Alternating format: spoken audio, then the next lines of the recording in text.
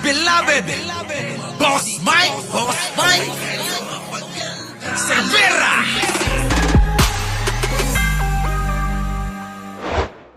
Eto, sabi ng Brigada News FM, police arrest a couple after an alleged shabu sale. Nako, worth 183,000 pesos. Mga kababayan ko. Grabe, no? Sa Davao City. Suspects now face charges under RA 9165. Grabe. Mga kababayan ko, eto na naman tayo. Pagdating sa droga, mga kababayan, Davao ang nangunguna. Lagi na lang ang sangkot, Davao City. Diyan, mga kababayan, napakaraming balita na ang kinasasangkutan ay droga. Mga kababayan ko, nakuha nyo? Matindi. Oo, matindi po ito. Lagi na lang hong mga kababayan pagdating sa droga, sangkot Davao City. Lagi Davao City. Nung nakaraang araw, kahapon yata, meron na naman yung surprise drug test. No, ano po? Nako, mga kababayan ko, meron na naman po. Dalawa ang naging positibo, mga kababayan. Diyan po sa terminal sa Davao City. Anong meron ba dyan? Ano ba? Laganap ba droga dyan sa Davao? Ano ba? Yan na ba negosyo ng mga... Tatanong lang tayo, mga kababayan, tanungin natin, itong mga Duterte. Kasi mga kababayan ko, ito yung mga gigil na gigil. Pagdating sa droga. Sabi nila, isasawatahin nila ang droga sa buong bansa. Pero bakit itong maliit na syudad ng Davao, mga kababayan ko, yan lugar ng nagsabi niyan na sasawatahin ang pinagbabawal na droga, bakit sa sariling lugar, sa sariling probensya nila, hindi masawa sa mata? Agoy, mga kababayan ko. Anong meron? Anong meron, mga kababayan ko? Bakit ganoon? Mukhang mga kababayan tila ba yung kanilang sinasabi na galit sa droga, mukhang nagpapatotoo na baka nga may kinalaman sila. Dahil ilang beses na nasasangkot ang pamilyang Duterte pagdating sa kalakalan ng droga. Yan po, numero 1, si Rodrigo Duterte na naging presidente na nakakulong, na tatay ni Sara Duterte na vice-presidente, at congressman Pulong ng Davao City, at yung pong acting mayor ngayon na si Baste. Tatay nila yan. At si Kitty Duterte, mga kababayan ko, na party lang ng party. Habang pulang-pula yung mata. At syempre, asawa nung Elizabeth at naging asawa rin nung pong si Hanilet. Yan, kompleto na, mga kababayan ko. Yan po yung mga galit sa droga daw Pero mga kababayan ko, di ba, ilang beses na nasasangkot ang pamilyang Duterte pagdating sa droga. Nako, ewan ko, mga kababayan ko. Galit na naman sila kay Tore.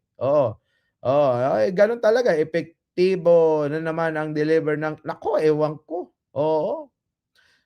Apektado. Malamang. Ngayon ko si mga kababayan ko, hindi ba kayo nagtataka? Bakit laging pagkabalita ay droga, huli, mga na drug test ng droga, positibo lagi, Davao City. Di ba kayo nagtataka? Di ba nga si Pulong nasasangkot nga daw, di umano, sa pagbebenta. Kartel ng droga dito sa Pilipinas noong ang tatay niya ay presidente pa. So ngayon, mga kababayan ko, kayo, ano sa tingin nyo ang nangyayari? Bakit tila ba ang mga Duterte hindi makawala-wala na at hindi na maalis-alis? Ano po, yung maidikit ang pangalan nila pagdating sa mga droga, no? Kasi mga kababayan ko, matagal na yan Ang depensa nila, Kasi daw mga kababayan ko, marami daw galit na mga nasagasaan at naapektuhan ng mga negosyo, oo, na mga drug pusher at mga drug lord. Mga kababayan, may nasagasaan ba? Tanungin nyo nga yung mga sarili nyo kung may nasagasaan. Kasi kung may nasagasaan, sana may nakikita tayong nakulong. Baka naman inagaw lang ni Digong yung yung pagbebenta, at pagsusupply ng droga. Oo, kasi mga kababayan ko, pag sinagasaan mo, sigurado diyan meron kang naipakulong, may nakulong, 'di po ba mga kababayan ko? At may mga namatay sana na marami. Hindi po yung tulad po ng mga nangangamatay ay mga maliliit. Ano po? Maliliit lang po tulad ng mga Kian de los Santos, gano'n ano?